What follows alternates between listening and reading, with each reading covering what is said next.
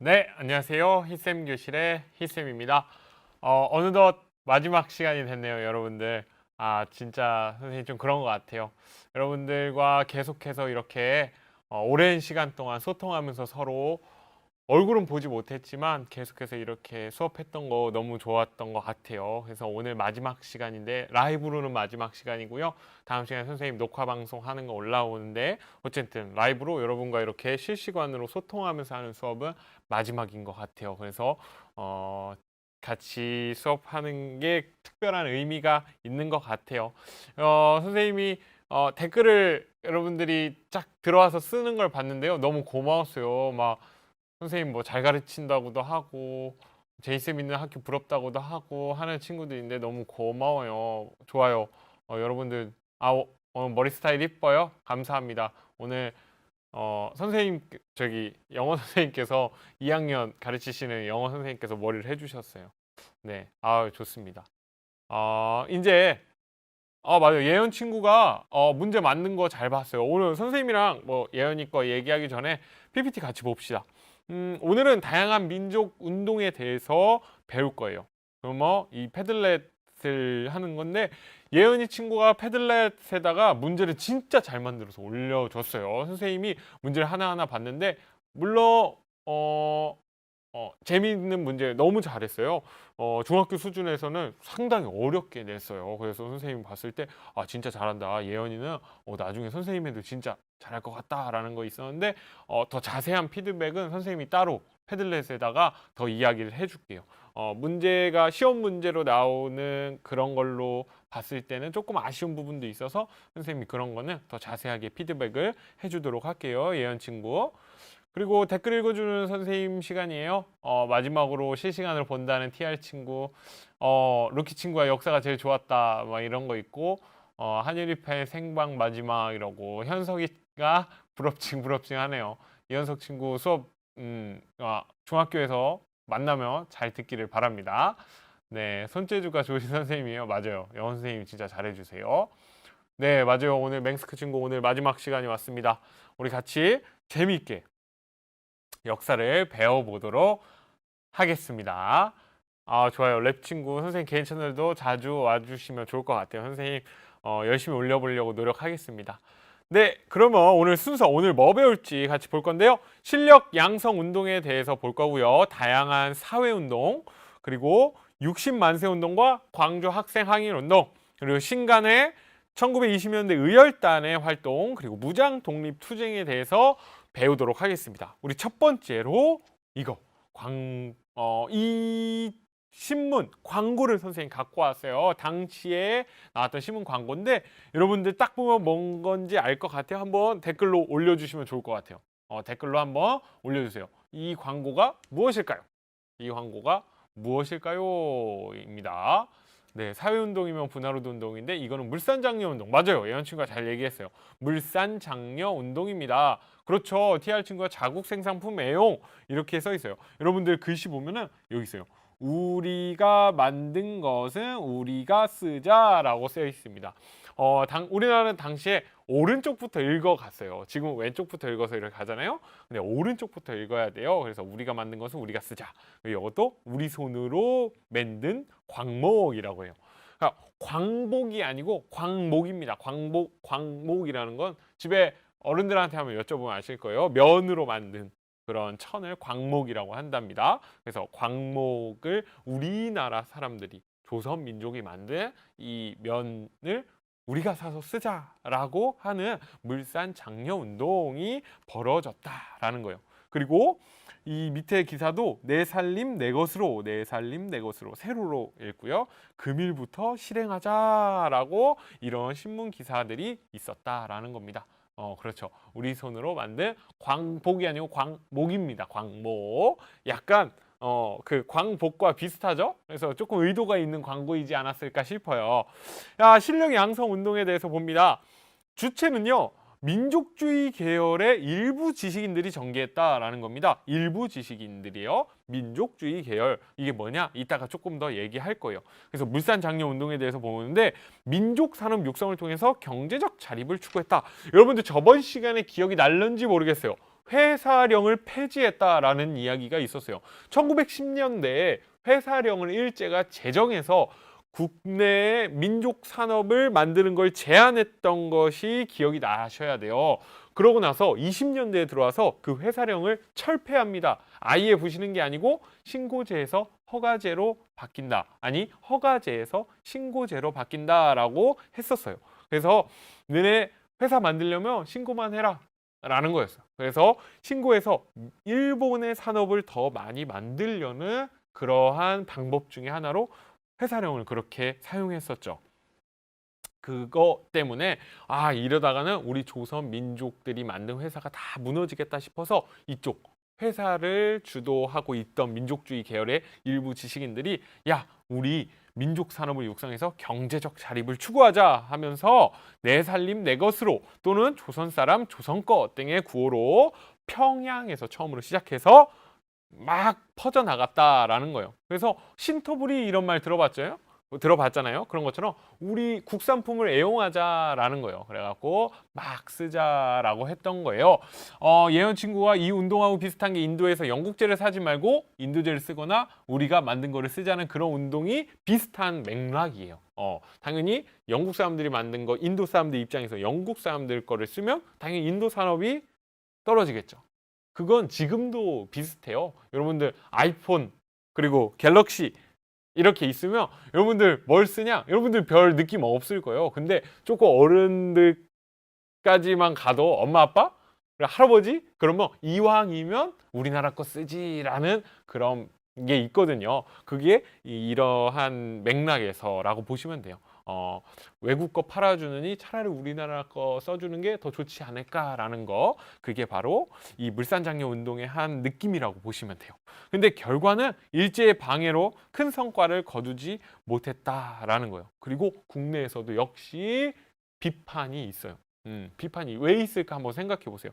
여러분들이 애플 아이폰을 사는 거랑 갤럭시를 사는 거, 그러면 여러분들이 갤럭시를 사갖고 삼성이 더 잘 돼야 된다? 이런 거에서 삼성이 이걸 악용할 수 있는 여지가 있기 때문에 충분히 사회주의 쪽에서 비판을 했었다라는 것도 알면 좋을 것 같아요. 이 신문 기사는 뭘까요? 한문 아는 친구들은 읽을 수 있겠지만 조금 어려울 수도 있어요. 밀립대학을 건설코저 해서 당시의 한글을 조금 읽을 수도 있어요. 당시의 한글. 그래서 귀성준비회를 새로히 조직이라고 하고 근래 일반인의 교육열이 매우 높아 감을 따라서 막 하면서 당시의 한글 신문을 한번 볼 수 있다. 이게 뭐였냐? 밀립대학 설립 운동입니다. 이 운동이 왜 또 중요하냐? 목적은요, 일제 식민지 교육에 대항하고자 했습니다. 1910년대에 일제만의 1차 조선교육령에 의해서 조선 사람들에게 대학을 만드는 걸 허가하지 않았어요. 대학이 만들어지지 않았습니다. 유일하게 조선에는 대학이 없었어요. 그래서 1920년대 들어서 대학을 만들 수 있도록 교육령을 바꿔요. 하지만 만들진 않았거든요. 만들어주진 않았어요. 그래서 야, 우리 조선 사람들끼리 돈을 모아서 한번 만들자 하면서 한 민족 1,000만이 한 사람이 1원씩 해서 한 1,000만 명이 1원씩 내면 1,000만 원이죠. 1,000만 원이면 지금 1,000만 원과는 비교할 수 없을 가격이에요. 그래서 이걸로 대학을 만들자라는 걸로 전국적인 모금 운동이 전개돼요. 이거 보면은 여러분들 조금 생각나야 되는 게 있어요. 뭐가 있었죠? 국채보상 운동과 조금 비슷한 맥락이에요. 그때도 많은 사람들이 돈을 냈거든요. 이것도 역시 많은 사람들이 참여를 합니다. 그래가지고 대학을 만들고자 했는데 일제가 역시 탄압하죠. 그리고 전국적인 수해 가뭄으로 실패하고 일제는 회유책으로 경성제국대학을 만들어줘요. 이렇게 그냥 냅뒀다가는 조선 사람들이 대학을 하나 만들 바에는 일본 우리가 만들어주자 해서 경성제국대학, 지금의 서울대의 전신이라고 보면 돼요. 경성제국대학이 나중에 해방되고 나선 서울대가 됐다라고 보시면 된다라는 거예요. 이 대학을 일본이 조선에 처음 만들어줬다라고 보시면 됩니다. 이 사진은 어떤 사진일까요? 여러분들 한번 무슨 느낌인지, 이 사진을 보고 어떤 느낌이 드는지 한번 댓글로 올려주시면 돼요. 그동안 선생님은 댓글을 한번 볼게요. 네, 대학 그런 거 그렇죠. 그렇죠. 예언 친구가 국채보상 운동 생각난다라는 것도 써줬어요. 대학을 설립. 레전드 친구가 성균관 얘기를 해줬어요. 맞아요. 조선시대에는 성균관이 대학급의 그런 교육기관이었다라고 보시면 돼요. 맞아요. 알맹이 돌멩이 친구가 잘 얘기해줬고, 목적이 다르. 그렇죠. 예언 친구가 또 국채보상 운동과 밀리대학 설립 운동에 대해 목적이 다르다라는 거죠. 그렇죠. 레전드 또 경성은 현재의 서울을 말합니다. 아, 맞아요. 그리고 레전드 친구가 머리 다 잘랐네. 단발령 실시했을 때인가. 그렇죠. 일제시대에 들어와서는요. 사람 단발령이 1895년 을미개혁이 있으면서 시행됐잖아요. 그때 사람들이 머리를 깎기 시작했어요. 그러고 나서는 자율적으로 깎게 했는데요. 많은 사람들이 깎았어요. 그 이후에는. 왜 그래요? 여러분들 한번 머리를 그냥 길러보세요.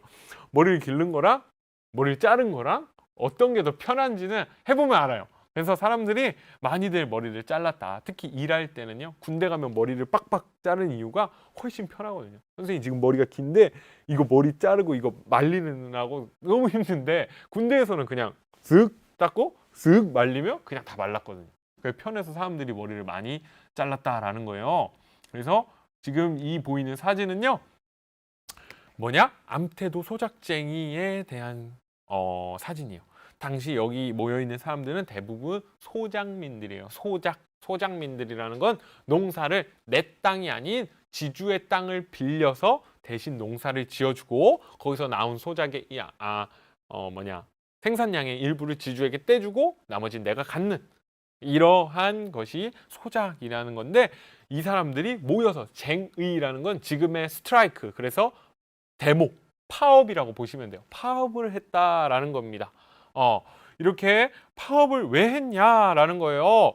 이걸 봅니다. 배경은요. 3.1운동 이후에 사회주의 사상이 확산돼요. 1919년 3.1운동 이후에 사회주의 사상이 우리나라에 들어옵니다. 사회주의는 러시아에서 혁명이 일어나고서 전 세계적으로 퍼져나가기 시작했어요. 그래서 각종 사회운동 활성화에 영향을 줘요. 자본주의는 너무 가혹하니까 이 계급 간의 격차를 줄이자. 줄이자. 그래서 노동자들을 또는 농민들을 대우해주자라는 사상이 사회주의 사상이라고 이해하면 조금 편할 것 같아요. 그래서 이게 확산되면서 노동 농민 운동에 영향을 줍니다. 대표적인 게 소작쟁이로는 암태도 소작쟁이가 있고요. 노동쟁이는 원산 노동자 총파업이 있어요. 이거 기억하시면 좋아요. 그렇죠. 사회주의 하면은 레닌, 마르크스, 볼세비키 운동, 그렇죠. 레닌 이런 거를 생각나죠? 그런 거라고 보시면 돼요. 그렇죠. 빈부격차가 좀 줄어들었을까? 당시에 자본주의가 우리나라에 들어왔죠. 일제 시대뿐만 아니라 자본주의가 들어오면서 빈부격차가 어쩔 수 없이 이게 격차가 심해지잖아요. 이거를 좀 줄이고 싶었던 마음들이 누구나 있을 거예요. 그러면서 사회주의에 많은 영향을 받게 돼요. 그래서 암태도 소작쟁이다라는 거예요. 좋습니다. 그래가지고 소년운동도 이러한 맥락에서 사회주의 영향을 받아서 저기 했다라고 보면 돼요. 천도교의 방정환 선생님이 주도하죠. 여러분들이 얼마 전에 쉬었던 어린이날이 소파 방정환 선생님이 주도하에 수녀운동을 해서 어린이날을 제정하게 돼요. 그 이전에는요, 여러분들 어린이에 대해서 사람들의 인식이 지금처럼 같지가 않았어요. 어린이는 거의 사람 취급도 못 받았어요. 어린이들은 사람 취급도 못 받았고 지금 여러분들 청소년들도 거의 사람 취급 받기가 힘들었어요. 하지만 옛날에 동학농민운동 그 동학 사상에 의해서 인내천 사상에 이어서 이때 소파 방정환 선생도 그런 비슷한 맥락에서 어린이를 대우해 주자라는 걸로 어린이날을 제정하고 지금까지 그 어린이날이 쭉 이어져 오는 거라고 보시면 되고요. 형평운동이라는 것도 여러분들 기억하면 좋아요. 백정들이 사회적 차별 폐지와 평등한 대우를 요구했다. 백정이 뭡니까? 여러분들 백정이 뭘까요? 네, 맞아요. 백정은 여러분들 고려 시대에 배웠던 걸로는 백정을 일반 백성들을 백정이라고 불렀어요. 고려 시대에는. 근데 조선 시대에는 백정은 그렇죠. 천민증언 레전드 친구가 얘기해줬어요. 천민으로 취급을 했어요. 백정은 지금의 정육점 하시는 분들이에요. 지금 정육점에서 고기를 이제 돼지를 잡아가지고 돼지고기를 팔고 소를 잡아서 소고기 팔고 하는 게 바로 백정들이에요. 이 백정들은 사회적으로 차별을 많이 받았어요. 살생을 하잖아요. 나는 고기를 하는 거기 때문에 조선에서는 정말 낮은 천민 같은 취급을 받았어요. 그런데 이 사람들의 사회적 차별이 원래는 계급적으로는 우리 그 계급이 폐지된 게 갑오개혁 때잖아요. 1895년 갑오개혁 때 폐지됐는데 여전히 지금 이게 1923년인데요. 한참 20년, 30년이 지났는데도 사람들의 인식에서는 백정들은 천민이다라는 인식이 있는 거예요. 그 인식을 폐지하자고, 그 차별을 철폐하자고, 우리도 똑같이 평등하게 대우해달라고 이야기를 한 게 바로 이 형평운동이다라는 거예요. 이 사진은 당시 원산 총파업에 대한 사진이에요. 당시 이 파업이 일어났을 때는 정말로 큰 파업이어서 우리나라뿐만 아니라 다른 나라에서도 사회주의 계열에서 이 파업을 지원해 주자고 응원하는 돈도 보내주고 했다라는 기록이 나옵니다. 그리고 이게 형평운동에 대한 포스터예요. 그래서 여기 보면은 막 조선 형평사 총본부 막 이렇게 한자로도 써 있고 합니다. 당시에 백정들의 차별을 이거를 철폐하고자 했다라는 거예요. 생각해보면 재밌는 거 있어요. 이 조선 형평, 그러니까 백정들을 차별하는 건 양반들이 차별했을까요? 누가 차별했을 것 같아요? 실질적으로 이거 연구한 걸 보면요, 일반 농민들이 더 차별을 해요. 일반 사람들이 더 이 백정들을 차별해요. 참 이상한 것 같죠. 여러분들, 일반 농민들은 일반 그냥 양민들, 그냥 상민이라고 하죠. 그 상민들은 양반에 의해서 차별을 받았을 거예요. 근데 재밌는 건 그 양민들은 자기보다 더 못한 사람들을 차별하고자 했어요. 차별하려고 했어요. 그게 신분제가 폐지되고도 계속해서 이어졌다는 거예요. 이게 인간의 좀 안 좋은 단면이라고 보면 돼요. 이게 지금의 뭐로 보냐? 여러분들은 지금 외국인 노동자를 어떤 눈빛으로 보냐를 생각해 보면 돼요. 여러분들은 동남아 쪽에서 또는 중앙아시아 이런 쪽에서 오신 노동자를 지금 우리나라 사람들과 똑같이 대우하냐, 또는 미국에서 온 원어민 선생님과 과연 똑같이 대우를 하냐, 아무 차별 없이 볼 수 있냐라는 거예요. 이건 여러분들이 꼭 한번 생각해 봐야 돼요. 여러분들도 어떻게 보면 다른 사람들한테 차별받을 수 있는 위치인데, 여러분들이 똑같이 누군가를 차별하면서 누가 날 차별하는 거에 대해서 빽빽거리는 거는 문제가 있지 않냐라는 거예요. 그래서 이 차별이라는 거는 여러분들이 계속해서 고민해야 될 것이라고 보면 돼요. 맞아요. 외국인은 외국인으로 보는데요. 너무 좋은 거예요. 외국인은 그냥 외국인으로 보면 됩니다. 이 외국인의 급을 나누면 안 되겠죠. 만나본 적이 거의 없어요. 나중에 여러분들이 살다 보면은 이상한 그런 낌새가 느껴질 수 있어요. 그런 낌새가 느껴질 때 여러분들이 의식해서 똑같이 대우하려고 하면 정말 좋을 것 같아요. 그 다음 넘어갈 거예요. 60만세 운동에 대해서 배울 겁니다. 1926년에 순종의 국장일에 학생들이 만세 시위를 전개해요. 여러분들, 이 만세 운동은 저번에 뭐가 기억나야 돼요? 그렇죠. 3.1 운동이 기억나야 됩니다. 이 3.1 운동은 순종이 아니고 고종의 국장일 때 만세 운동이 벌어지죠. 순종이 돌아가시고 나서 역시 만세운동을 3.1운동에 의해 제2의 3.1운동을 준비합니다. 누구를 필두로? 학생들이 이걸 주도해요. 학생들이. 여러분 같은 학생이요. 그 학생들이 준비해가지고 이거를 터뜨리려고 했지만 일제의 탄압으로 널리 확산되지는 못해요. 좀 아쉽죠. 많은 사람들이 호응했지만 3.1운동처럼 전국적으로 퍼지지는 못했다라고 보시면 돼요. 그러고 나서 우리가 보려는 건 바로 이 사진에 나온 두 사람입니다. 여러분들, 이 사진이 누군지 아세요? 한 명, 이 여자, 여기 보이시는 이분은 박기용이라는 학생이었어요, 당시. 그리고 이분은 박준채라는 학생이에요. 당시 광주 고등보통학교에 다니시는 분이었어요. 중학생, 지금 우리 나이로 따지면 중학교 2학년, 3학년 나이예요. 광주로 가는 버스가 아니죠. 당시 기차를 타고 가는데 기차 안에서 일본 아이들과 트러블이 생겨요. 일본 아이들이 이 박기옥이라는 여자를 희롱을 해요. 희롱이라는 건 막 놀리는 거예요. 놀려. 뭐 했냐?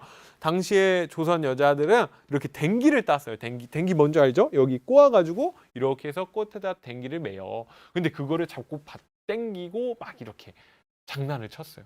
근데 그걸 보고 있던 박준채라는 학생, 박기옥의 사촌 동생이었어요.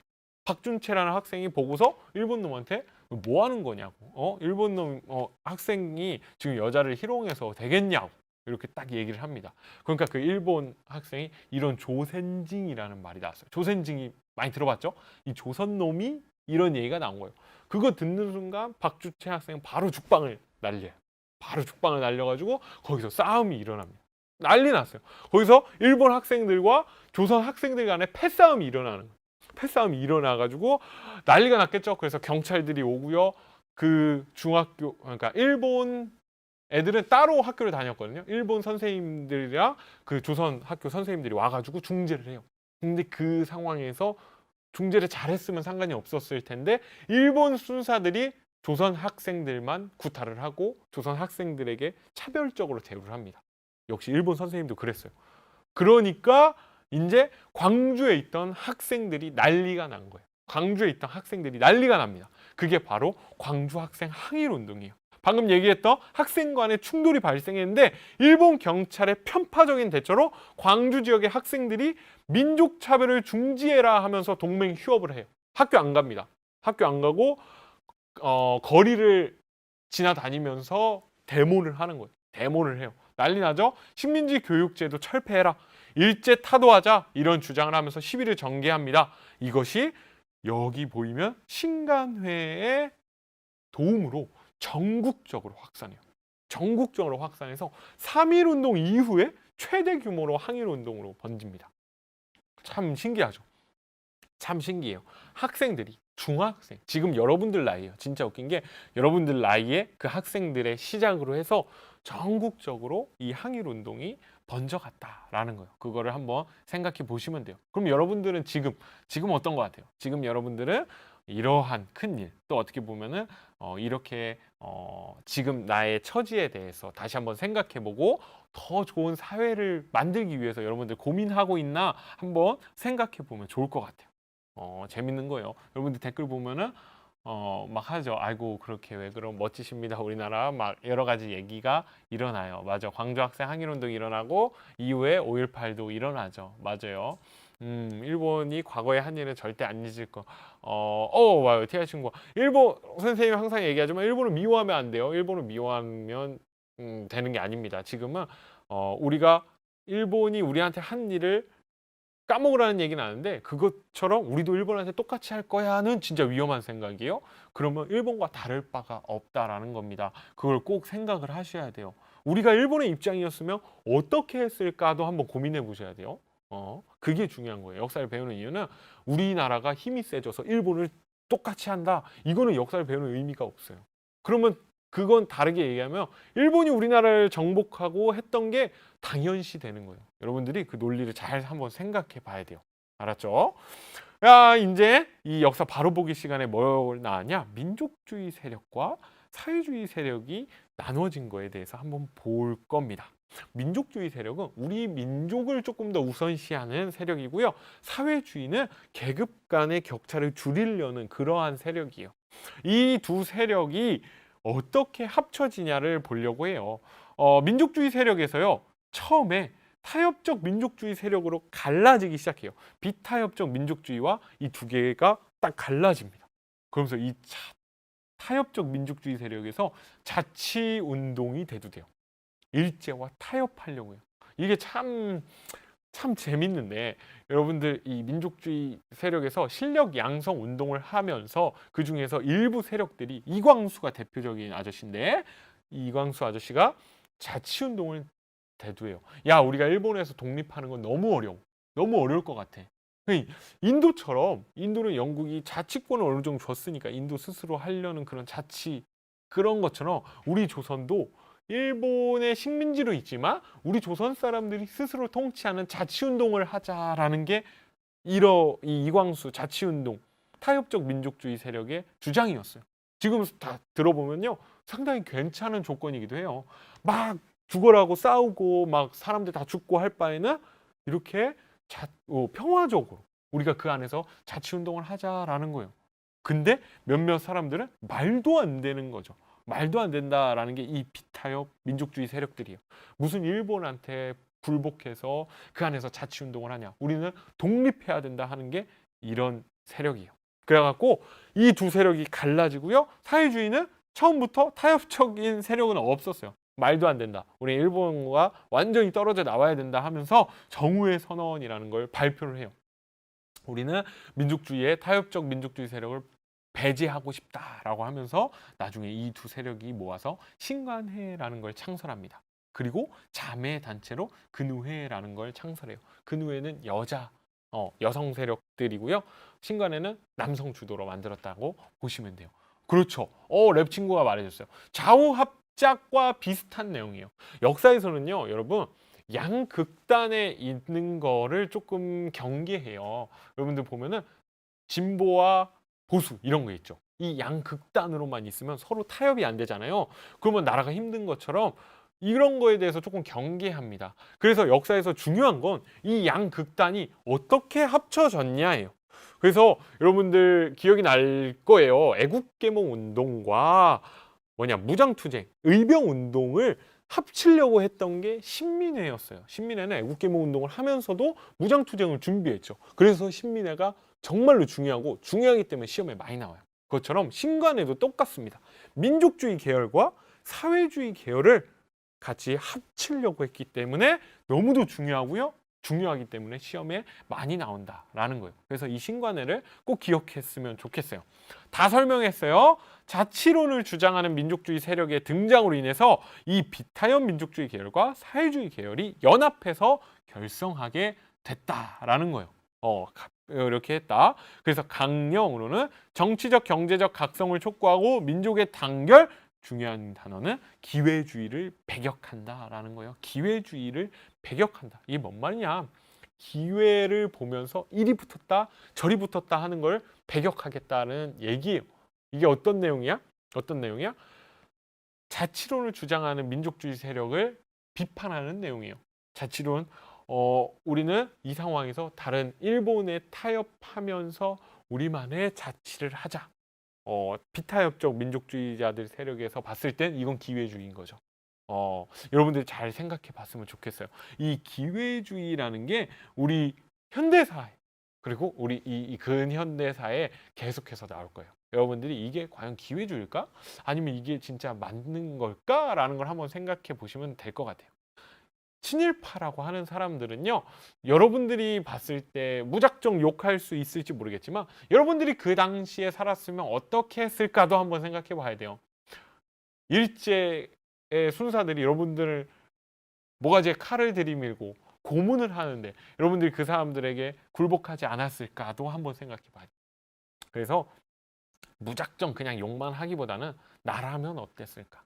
그러면 나라면 그때 배신하지 않고 묵묵히 독립운동을 할 수 있었을까라는 거 계속해서 고민하는 게 바로 우리 역사를 배우는 이유다라고 보시면 돼요. 신간의 활동입니다. 순회 강연도 하고요. 사회운동도 지원하고요. 아까 얘기했죠? 광주 학생 항일운동을 확산시키기 위해 노력하고요. 이렇게 활발한 활동을 했던 신간회가요, 결국 일제의 탄압과 활동 방향을 둘러싼 내분으로 인해서 해소하게 돼요. 해소는 잠깐 우리 정지하자라는 의미예요. 나중에 다시 만들더라도 지금은 이제 그만하자라는 게 해소예요. 완전 해산이라는 말은 안 했어요. 근데 결과적으로는 해산되게 됐지만 이렇게 당시에는 해소하자라고 하면서 끝난다라는 거 보시면 돼요. 그래서 이 신간의 강령을 보며 정치적, 경제적 각성을 촉진한다. 그리고 단결을 공고히 한다. 사회주의와 민족주의의 단결. 그리고 우리는 기회주의를 일체 부인한다라는 강령이 있었다라는 겁니다. 여러분들이 이 강령을 조금 기억하고 특히 마지막 기회주의가 무엇인가에 대해서 한번 고민해보는 시간이 있었으면 좋을 것 같아요. 그러면 이제 의열단에 대해서 보도록 합시다. 여러분들이 이 이름은 꼭 기억하면 좋을 것 같아요. 김원봉이라는 아저씨가 만주 지린성에서 조직을 합니다. 의열단이 어떤 조직이고 김원봉이라는 사람은 어떤 사람인지 여러분들이 얼마 전 뉴스에서 봤을 수도 있어요. 김원봉이 한때 정치권에서 뜨거웠어요. 이 아저씨를 독립운동가로 우리나라에서 훈장을 줘야 되냐 말아야 되냐라는 논쟁으로 뜨거웠습니다. 여러분들이 한번 생각해 보세요.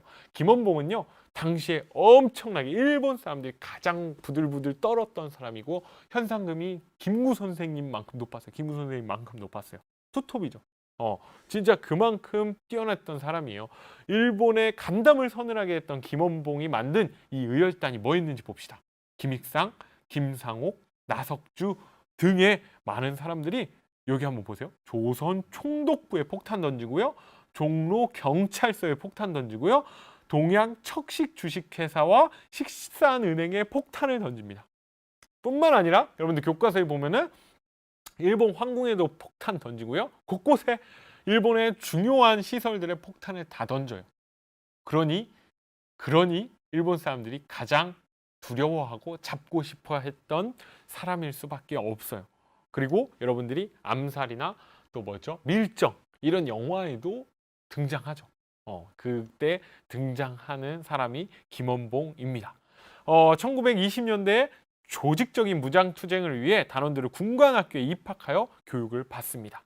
처음에는요, 초반에는 이런 테러라고도 얘기를 할 수 있죠. 어떻게 보면 테러, 우리나라 사람들에게는 의거라고 얘기하는 거죠. 여러분들이 이 테러와 의거에 대해서도 한번 고민해 볼 만한 건데 지금 시간이 없어서 선생님이 자세히 설명 못 해요. 어쨌든 이러한 의거들을 활동을 전개하고 나서 크게 바뀌는 게 없자 안 되겠다, 더 조직적으로 가야겠다 하면서 군관학교에 입학해서 공부를 합니다. 그러고 이 의열단의 활동을 항일 의식에 고취하게 되죠. 이런 거 할 때마다 신문에 대서특필되죠. 와, 조선 총독부에 폭탄을 던졌대, 난리 나죠. 그러면 일반 백성들은 이걸 보고 일반 민중들은 와, 이런 것들이 있구나, 와, 대단하다, 이런 마음을 가질 수는 있었을 것 같아요. 그러고 이거에 이어서 무장 독립투쟁까지 봅니다. 3.1운동 이후에 만주와 연해주 지역에서 무장투쟁에 대한 분위기가 고조돼요. 3.1운동이 일어났을 때 그건 비폭력적으로 시작했잖아요. 그러면서 했는데 일본이 까딱도 안 했어요. 일본 막 이렇게 전국적으로 독립운동을 하고 나니까 우리가 독립이 될 줄 알았는데 일본이 무너지기는커녕 콧방귀도 안 꼈어요. 그러지 안 되겠다. 야, 이거는 싸워야 된다 하는 사람들의 생각이 생겨서요, 이렇게 독립군들이 국내의 식민 통치기관을 공격하기 시작하는 그런 배경이 돼요. 그래서 특히 만주와 연해주, 우리나라 한반도 내에서는요, 무장투쟁하기가 너무 힘들어요. 일본 수사들이 계속해서 순찰을 하니까요. 그래서 이제 만주나 연해주에서 하는데 여러분들 잘 알 겁니다. 오동전투 영화 보신 친구 댓글에 올려주세요. 영화 보신 친구 한번 댓글에 올려주세요. 영화에서 여러분들이 가장 기억에 남았던 장면 본 친구들 한번 올려주시면 좋을 것 같아요. 그리고 궁금했던 거 한번 올려주세요. 오동전투라는 영화를 보면서 선생님도 그때 영화를 봤거든요. 이런 영화를 보면 이상하게 국뽕이라고 하죠. 뭔가 가슴이 뜨거워져요. 영화 못 봤어요. 못 본 친구도 있고 본 친구들도 있어요. 맞아요. 못 본 친구들도 있는데 선생님 재밌게 봤어요. 재밌게는. 그리고 그 일본 일본의 장교 역할했던 그 아저씨 연기가 진짜 신기했던 것 같아요. 기관총 쏜 거 맞아. 그것도 재밌었죠. 갑자기 돌무더기 이렇게 해가지고 기관총 다다다닥 쐈던 것도 있었죠. 물론 그 내용이 다 사실은 아닌데요. 상당히 이제 나름 재미있게 풀어낸 거죠. 영화적으로 맞아, 그런 게 있어요. 일본군이 독립군의 근거지였던 만주의 봉오동을 습격해요. 왜 그랬냐면은 홍범도 장군이 이끄는 이 군대가 우리 한반도 본토를 먼저 공격합니다. 그래서 이것들이 빡쳐갖고 공격을 와요. 그래서 유인을 하는 거죠. 확실히 일본 군대가 훨씬 세요. 봉오동 전투에서 봤겠지만 이 조선의 어떻게 보면 의병 같은 우리 독립군들은 무기가 열세하고 훈련도 제대로 받지 못했어요. 그래서 유인을 해서 일본군을 격퇴하죠. 당시 영화에서 엄청 큰 승리를 한 것처럼 보이지만 솔직하게 말해서는 그렇게 엄청 큰 승리는 아니에요. 뭐 몇십 명 또는 몇백 명이 죽긴 했지만 일본군을 잡긴 했지만 일본군 입장에서 엄청 큰 건 아닌데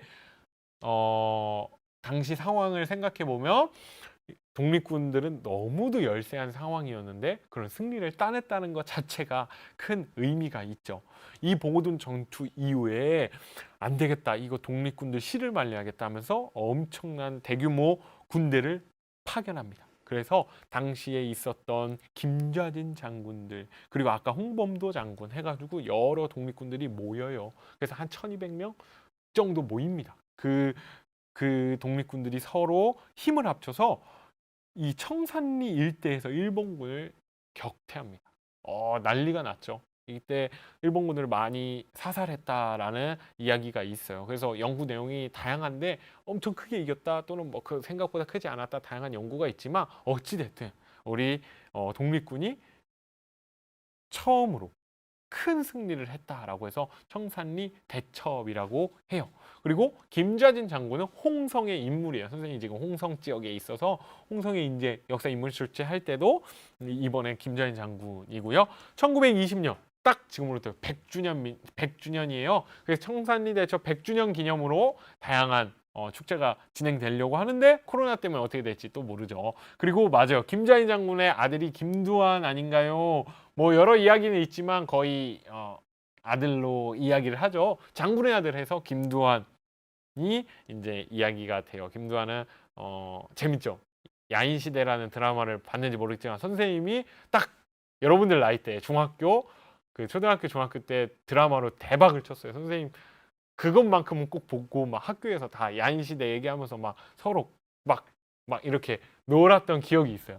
그런 거 하면서 당시 김두한이 막 대박이긴 했는데 어쨌든 그 드라마에서 김두한을 좀 미화시킨 것도 많지만 어쨌든 김좌진 장군의 아들로 국회의원까지 했던 그런 김두한 이야기도 있다라고 여러분들이 기억하면 재밌을 것 같아요. 어쨌든 이러한 전투를 벌이고 나서요. 간도 참변이라는 게 벌어져요. 이렇게 승리하고 나는데 일제가 그냥 가만히 있지 않죠. 그 주변에 있었던 조선인들의 마을을 습격해서 다 불질릅니다. 왜냐면은 우리 조선인들이 승리할 수 있었던 거는 게릴라 전투예요. 게릴라 전투는 도망갔다가 갑자기 나타나서 쏘고 도망가고 갑자기 나타나서 쏘고 도망가요. 이게 얼마나 무서운 거냐면은 일반 민가를 지나가는데 여러분 군인이 일반 민가를 함부로 약탈하면 안 되잖아요. 일본도 처음에는 그렇게 안 했겠죠. 근데 문제는 이 독립군들이 처음에 총 들고 있다가 위험하면 민가로 그냥 들어가는 거예요. 민가로 들어가서 숨겨달라고 하고 또는 그 집 아들인 척 하는 거예요. 일본 입장에서 잡을 방법이 없죠. 안 되겠다. 이거 다 아작내자 하면서 당시 간도에 있던 민가들을 그냥 학살을 합니다. 여러분들 교과서에 사진이 있을 거예요. 정말 그냥 집 불태우고요. 일반 남녀노소 할 거 없이 학살을 하는 게 간도 참변이에요.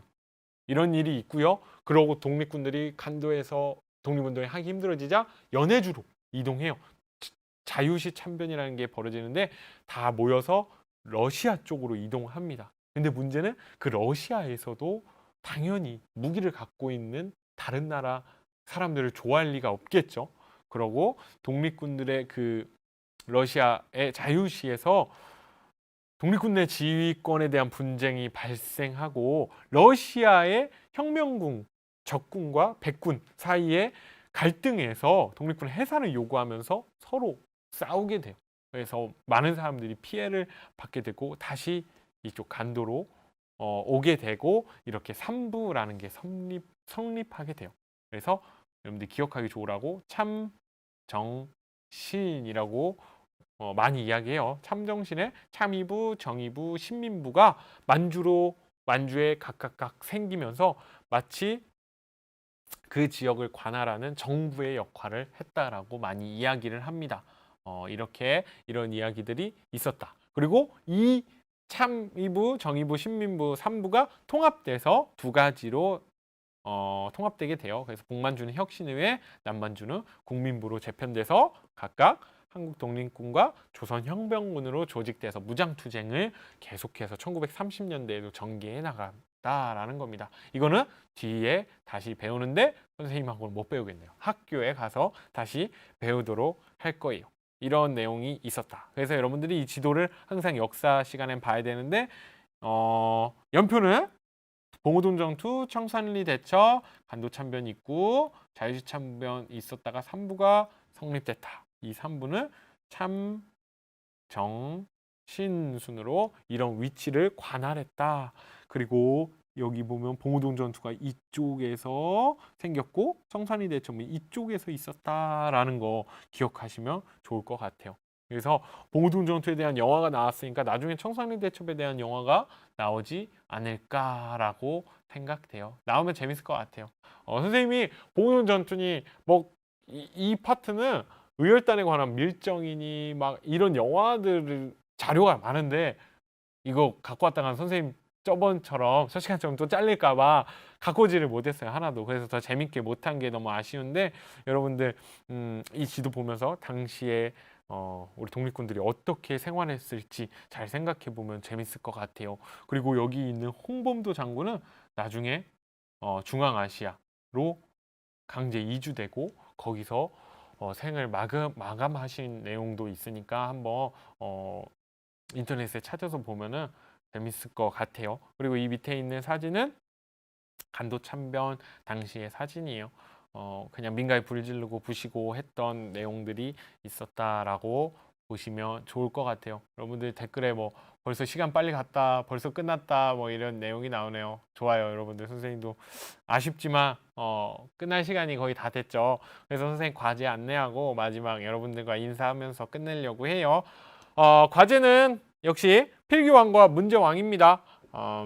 여러분들 공부한 거 필기 이렇게 잘 해서 학교에 제출하고요. 문제도 한번 오늘 배운 걸 토대로 문제 한번 만들어서 패들렛에 올려주거나 또 학교에 그리고 학교 과제대로 올리면 좋을 것 같아요. 여러분들 아직 시간이 조금 남아서 여러분들과 이야기를 하면 좋을 것 같아요. 혹시 질문할 거 있으면 질문하면 더 좋을 것 같아요. 맞아요. 질문할 거 있으면 질문해주면 더 좋을 것 같아요. 좋습니다. 뭐 끝났어요. 온라인 학교 역사는 이렇게 끝나지만 힘센교실에서 자주 영상 보고 댓글 많이 남길게요. 선생님 역사 재밌게 가르쳐주셔서 감사합니다. 역사 재밌게 가르쳐주셔서 감사합니다. 루키 친구가 써줬어요. 너무 고마워요. 네, 소련에 분열되고 스탄 붙은 나라들은 다 소련에 붙어 있었습니다. 맞아요. 얘는 친구가 당시 얘기 잘해줬어요. 수업 재밌었어요. 한일 팬 친구 고마워요. 네, 뭐 벌써 역사가 끝이라니 아쉬워요, 루키 친구. 문제양은 이미 엄청난 범위로 뺐음. 맞아요, 예한 친구는 그만해도 될 것 같아요. 너무 잘했어요. 시간 너무 빨리 갔고. 독립운동가님들 감사합니다. 선생님 감사해요. 현석이는 이제 좀 있으면 봐요, 현석이는. 그리고 한율 5달러 주라 뭐. 쌤 브이로그 영상 잘 봤어요, 조영 친구. 좋아요. 선생님 지금까지 재밌었어요. 수고하셨고 감사합니다. 네, 선생님 감사했고 재밌었어요. 수고하고 감사해요. 쌤 오랜만에 왔는데 벌써 끝나요. 알맹이 돌멩이 맞아. 오랜만이네요. 근데 벌써 끝났어요. 질문이고 애국가를 친일파 안익태였나 작곡했다는데 맞나요? 맞아요. 애국가는 안익태 선생님이 작곡했습니다. 근데 이것도 논쟁해 볼 만한 거예요. 안익태 선생님은 나중에 친일파로 분류가 돼요. 친일파로 분류가 되는데 애국가를 작곡할 때는 친일의 길에 빠지지는 않았었어요. 그래서 이것도 참 그래요. 그리고 당장에 뭐 이 애국가를 바꾸자라는 논의도 있는데 여러분들 한번 생각해 볼 만해요. 그 학교 선생님한테 한번 얘기해 보고 반 친구들끼리 토론해도 재밌을 것 같아요. 우덕순이 밀정이 맞았나요? 선생님 우덕순이 누군지 정확하게 모르겠어요. 밀정에서 나온 그 인물인가요? 포상 주실 건가요? 4달러만 히히. 역사 진짜 재밌었어요. 금요일날 기다렸어요. 맞아요. 이제 기다리는 의미가 없어요? 아니에요. 선생님 여러분들 다음 주 금요일 날 선생님 녹화한 거 올라올 거예요. 마지막 수업 올라올 거예요. 좋습니다. 이제 끝날 시간이 됐어요. 도하의 기적? 도하의 기적? 그 축구인가요? 도하 아시안 게임 때? 그거 뭔지 잘 모르겠네요. 계속 소통하면서 봤으면 좋겠어요. 여러분들 이제 끝날 시간이어서 선생님과 마지막 인사하면서 이제 마무리 지으려고 해요. 선생님한테는 진짜 좋은 경험이었어요. 온라인 수업 이렇게 하면서 여러분들과 댓글로 소통하면서 이렇게 수업한다는 게 정말 새롭고 재미있고 학교에서 하는 것처럼 진짜 나름의 재미가 있었던 것 같아요. 여러분들도 어땠는지 모르겠어요. 선생님이 너무 부족해서 여러분들에게 많이 알려주고도 싶었지만 그만큼 전달이 잘 됐는지도 모르겠고요. 여러분들이 단순히 선생님이 그냥 단순히 강의만 하는 걸 진짜 싫어하거든요. 선생님 생각을 강요하는 것 같아서 역사는 다양한 해석들이 있고요. 그 해석을 고민하면서 여러분들이 성장하는 거여서 여러분들이 유튜브에서 보는 너무 극단적인 내용에 치우쳐지지 않고 다양한 내용들을 보면서 그걸 서로 비판하고 판단하는 능력을 기르는 게 역사라고 저는 생각해요. 그래서 여러분들이 다양한 내용들을 접하고 다양한 내용들로 서로 토론하고 다른 사람의 생각을 수용하는 그런 멋있는 충남 중3 학생들이 됐으면 좋겠어요. 이제 너무도 고생했고요. 이제 실시간으로 만날 일은 없겠죠.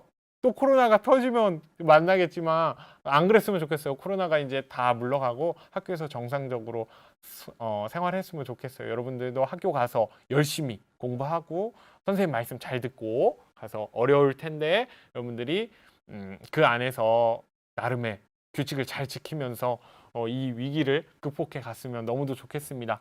고생 많았고요. 이제 인사할게요. 우리 다음에 또는 지나가면서 선생님 만나면 아는 척 하면 좋을 것 같아요. 고생 많았습니다. 그러면 안녕.